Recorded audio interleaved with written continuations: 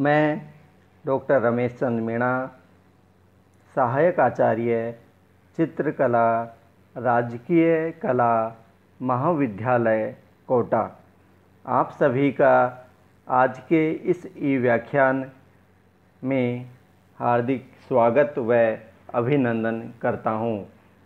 आज के हमारे इस व्याख्यान का अध्ययन विषय है प्रागैतिहासिक काल की जो कला है, उसकी चित्रण विधि, उसका महत्व, उसका उद्देश्य व प्रेरणा।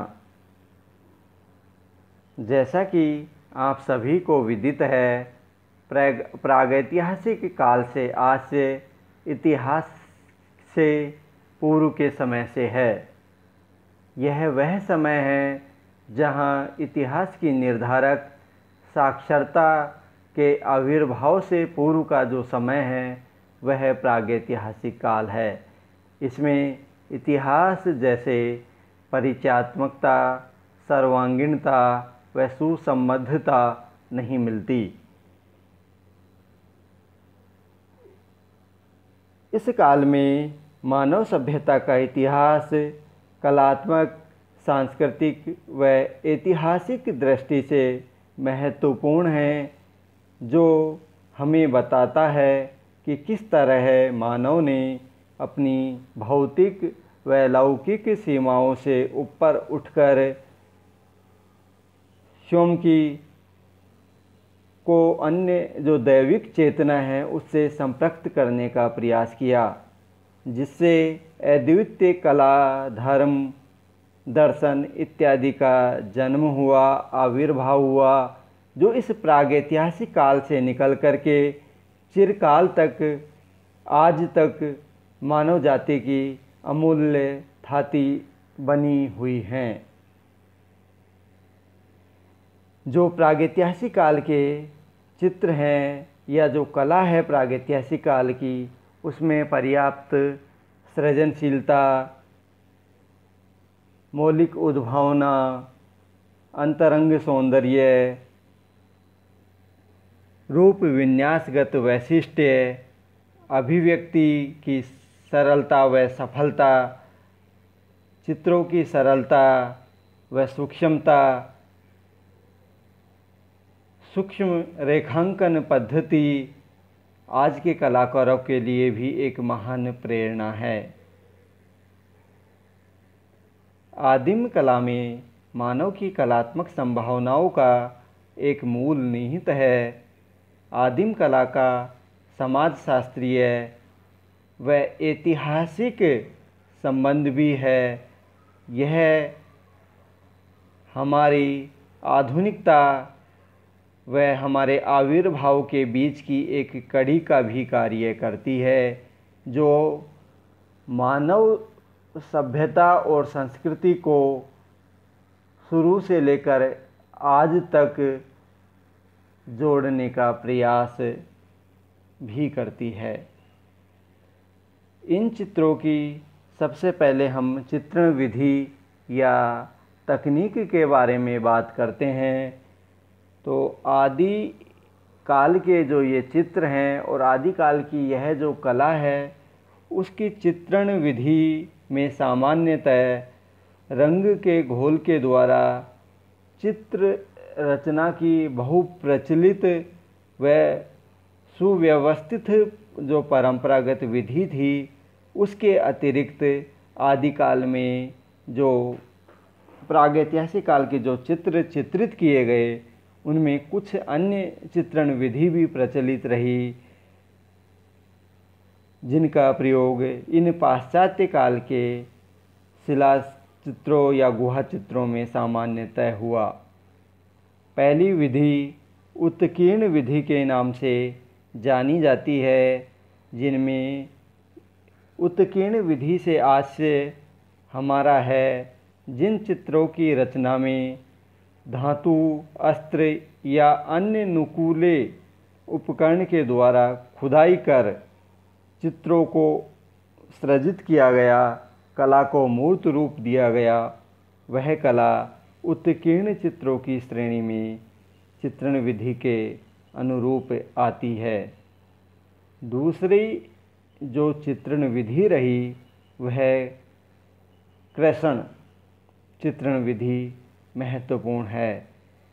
कृष्ण चित्र विधि में जो विभिन्न उपकरण हैं, जो पाषाण उपकरण या धातु के उपकरण हैं, उनके द्वारा रगड़ने व खरोंचने के द्वारा जिन चित्रों को मूर्त रूप प्रदान किया गया, या रगड़ने व खरोंचने नुकीले उपकरण या धातु के जो उपकरण हैं उनके द्वारा इन चित्रों को सृजित किया गया और इन चित्रों को मूर्त आकार दिया गया, वो सभी चित्र कृष्ण विधि के अंतर्गत समाहित किए जा सकते हैं। तीसरी जो विधि है वह है तक्षण विधि।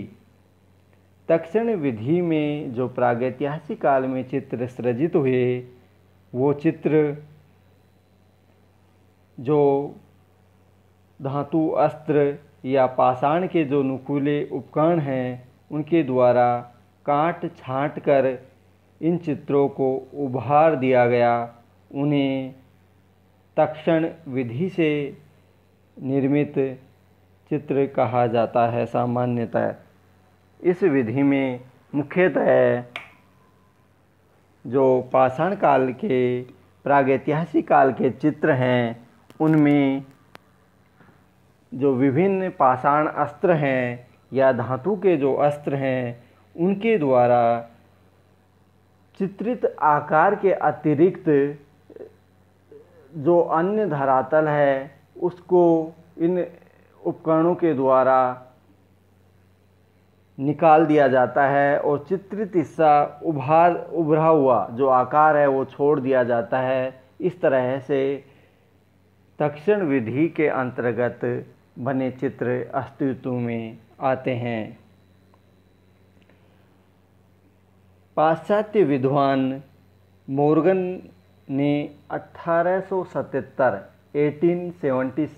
ईस्वी में यह विचार व्यक्त किया कि सभी संस्कृतियाँ जो हैं वो जंगली अवस्था, बर्बर अवस्था व सभ्यता की अवस्था से होकर गुजरती हैं। ये अवस्थाएं आद्य पाषाण युगीन सरीखी सरल सभ्यता से लेकर भारत, मिस्र, यूनान और रोम की जो जटिल किस्म की सभ्यताएं हैं उनकी ओर क्रमिक विकास का संकेत करती हैं। यह संकेत हमारी जो मानव सभ्यता है उसके विकास का परिचायक है, उसके विकास का सूचक है और यह व्यक्त करती है कि किस तरह से मानव सभ्यता आदि से लेकर आज तक सरलता से लेकर कठिन की ओर, असभ्य से लेकर सभ्य की ओर किस तरह से पुष्पित व पल्लवित और सुरभित हो रही है। अब हम प्रागैतिहासिक कला का जो महत्व है उसके बारे में चर्चा करते हैं। पाश्चात्य विद्वान हर्बर्ट रीड का मत है कि आदि मानव आकार व यथार्थ में स्पष्ट भेद नहीं कर पाता था। अर्थात आदि मानव के लिए एक चित्र यथार्थ से अधिक भयावह था, क्योंकि वह कभी मरता नहीं था, उसका कभी अंत नहीं होता था। अतः आदि मानव के जीवन में जो प्रागैतिहासिक काल के ये चित्र हैं इनका अधिक कलात्मक महत्व न होकर उपयोगिता मूलक महत्व अधिक था। तीरों व बालों से बिंधे पशु चित्रित किए गए, जिससे प्रागैतिहासिक काल का मानव आखिर तक पशु में विभिन्न अंगों पर आक्रमण व प्रहार करने की शिक्षा इन चित्रों के माध्यम से सहजता से लेता था। इसके साथ ही जो प्रागैतिहासिक काल का जो कलाकार था वह अलंकारिक चित्रण, सजावट, ज्यामितीय आकारों को लेकर इतने श्रेष्ठ चित्र बनाए कि यह कहना भी अविश्वसनीय व अतिशयोक्ति लगता है कि इनका सृजन आदिम कला में हुआ और उनके सृजक आदिम कलाकार रहे हैं। चित्रों में रेखांकन सशक्त प्रवाह में व गत्यात्मक है। कला विकास की यह स्थिति आदि मानव का सौंदर्य बोध कराती है। यह चित्र बहुधा आज भी ऐसे स्थानों पर मिले जहां आज के अत्याधुनिक समय में भी प्रकाश की व्यवस्था करना मुश्किल है और दुष्कर है। संभवतः परवर्ती पूर्व पाषाणकालीन मानव का विचार था कि शिकार करने से पूर्व उस पशु का चित्रण करने से उसकी आत्मा चित्र में कैद हो जाती है और संसार में और प्रागैतिहासिक मानव को फिर उस चित्रित पशु का शिकार करने में सुविधा और आसानी हो जाती है। इस दृष्टि से यह कहा जा सकता है कि वह स्थान जहाँ प्रागैतिहासिक काल का मानव चित्र सृजित करता था वह एक मंदिर था और चित्रकार एक पुजारी वह इन चित्रों के माध्यम से अपने शिकार को सामान्यतः वश में करने की एक शिक्षा प्राप्त करता था। प्रागैतिहासिक काल के जो चित्र हैं उनका मुख्य विषय शिकार रहा। इस काल का मानव मुख्यतः अपने पेट की भूख शांत करने के लिए शिकार पर पूर्णतया आश्रित रहा और शिकार ही एक ऐसा मुख्य विषय था जो उसके लिए चुनौतीपूर्ण रहा। मानव अपने पेट की भूख को शांत करने के लिए शिकार के लिए दिन भर जो भागदौड़ और क्रियाकलाप अपनाता था उसके लिए जो वह अथक प्रयास करता था वही इन चित्रों के माध्यम से अभिव्यक्त हुआ है। साथ ही प्रागैतिहासिक काल के मानव के दैनिक जीवन के अन्य विषय आमोद प्रमोद, दुख सुख, आशा उत्साह, उल्लास उमंग, हर्ष निराशा, ये सभी भाव इन प्रागैतिहासिक काल के चित्रों में स्पष्ट होते हैं। अब हम प्रागैतिहासिक काल के चित्रों के उद्देश्य पर चर्चा करेंगे। तो आदि कला का जो हम अध्ययन करते हैं तो हम पाते हैं कि आदि काल में बने या प्रागैतिहासिक काल में बने इन चित्रों के मुख्यतः जो उद्देश्य थे वो उद्देश्य इस प्रकार से हैं। पहला उद्देश्य प्रागैतिहासिक काल का मानव अपने चारों ओर के वातावरण की स्मृति को चिरकाल तक बनाए रखना चाहता था। अर्थात इसको हम इस तरह से समझ सकते हैं कि प्रागैतिहासिक काल का मानव अपने आसपास का जो परिवेश है उसकी मधुर यादों को संजोना चाहता था। वह चाहता था कि हम किस तरह का जीवन जीते हैं वह सब आगे तक सुरक्षित रहे और हम इन चित्रों के माध्यम से आज भी उस समय की जो दिनचर्या थी, जो जीवन शैली थी, उसको सहज ही समझ सकते हैं। तो हम यूँ कह सकते हैं कि जो पहला मानव का उद्देश्य था कि अपने आसपास का जो परिवेश था उसकी स्मृतियों को हमेशा हमेशा के लिए बनाए रख सकें, उसमें प्रागैतिहासिक काल का मानव सफल रहा।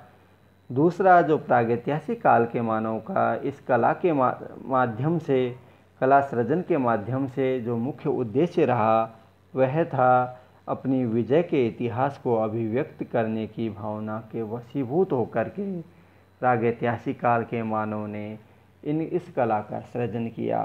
प्रागैतिहासिक काल का मानव जीवन के इतिहास का जो आविर्भाव था उससे संबंध रखता था, और प्रागैतिहासिक काल की कला भी मानव जीवन के आविर्भाव के साथ ही प्रारंभ होती है। मानव जीवन के आविर्भाव के समय जो कठिन परिस्थितियाँ थी, जो कठिन जीवन था, उससे किस तरह से प्रागैतिहासिक काल के मानव ने संघर्ष कर अपने अस्तित्व को बचाए रखने में सफल रहे, वह स्वभाव इन प्रागैतिहासिक काल के चित्रों में सहज ही द्रष्टव्य होता है। और तीसरा, जो मुख्य उद्देश्य था प्रागैतिहासिक काल के मानव का, वह इन चित्रों के माध्यम से अपनी अमूर्त जो भावनाएं थी उनको मूर्त रूप प्रदान करना चाहता था।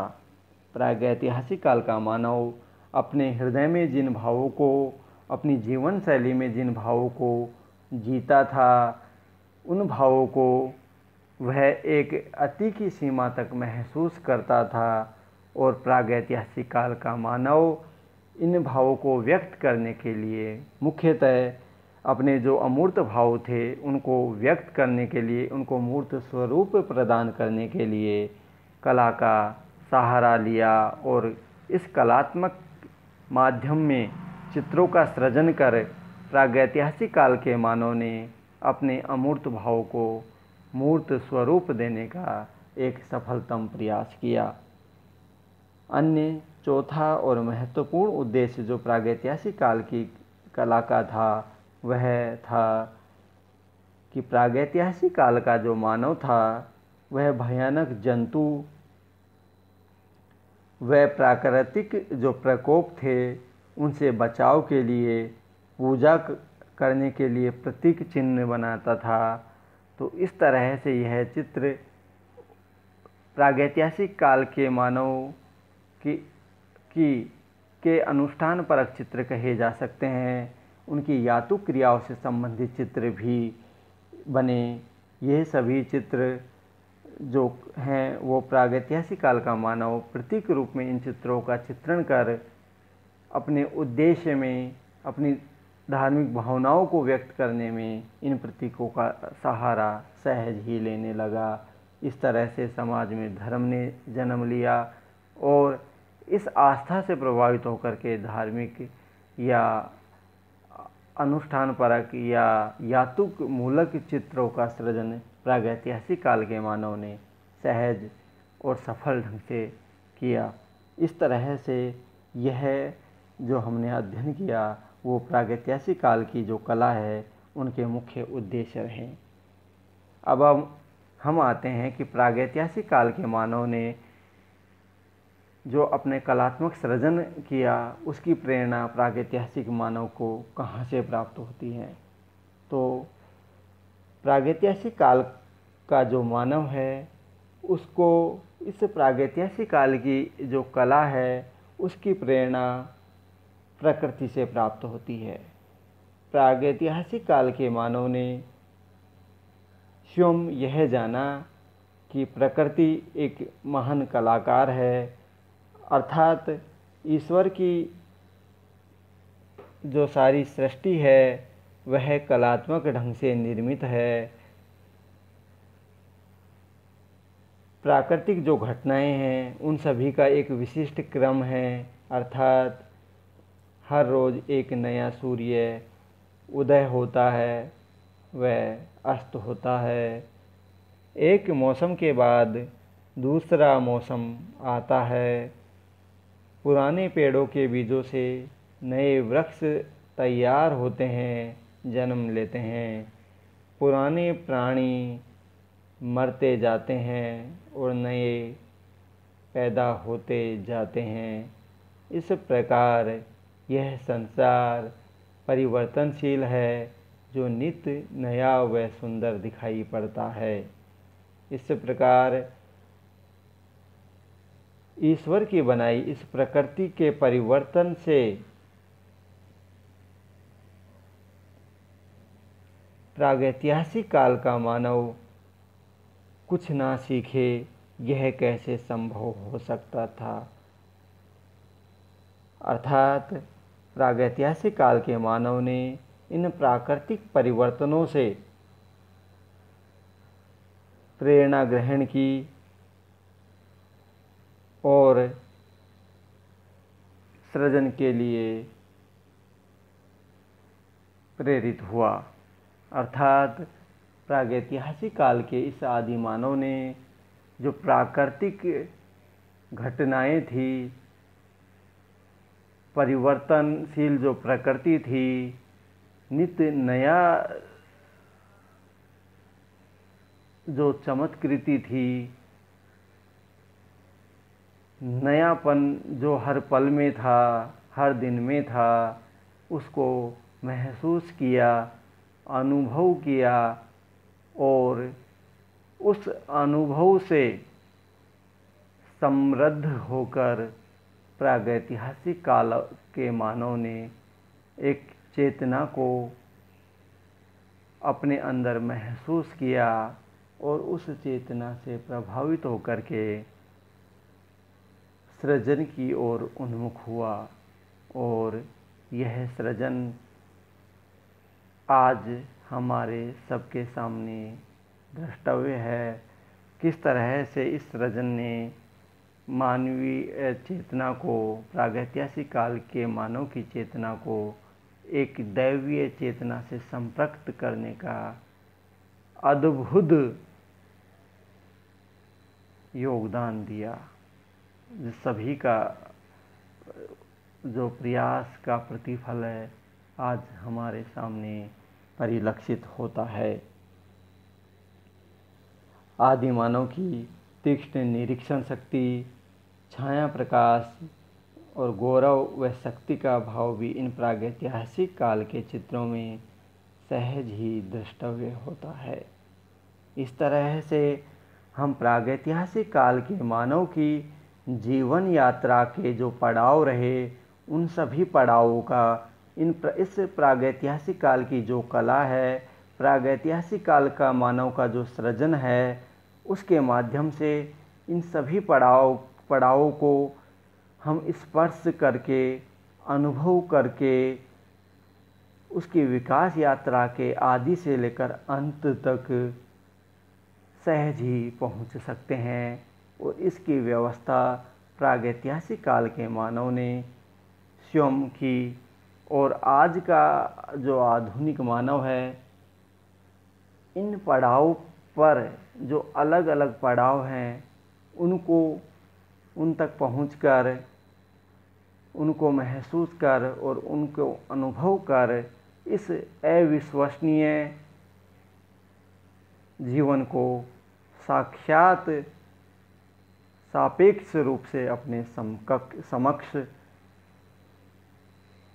पाता है।